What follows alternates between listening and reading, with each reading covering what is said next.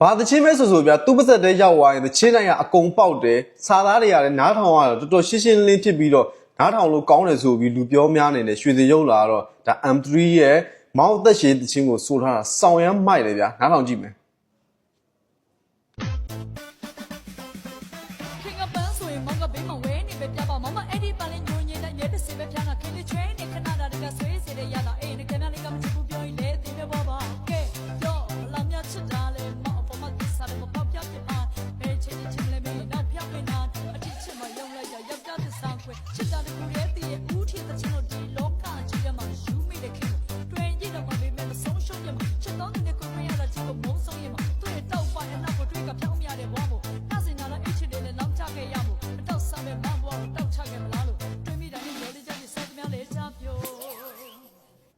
တချင်းလေးကတော့နားထောင်တာတော်တော်ကြီးကိုမိုက်တယ်ဗျာမူရင်းကိုမကြော်ဘူးဆိုရင်မူရင်းအရသာမပြတ်အောင်လို့ကိုထိန်းပြီးတော့ဆိုထားတာ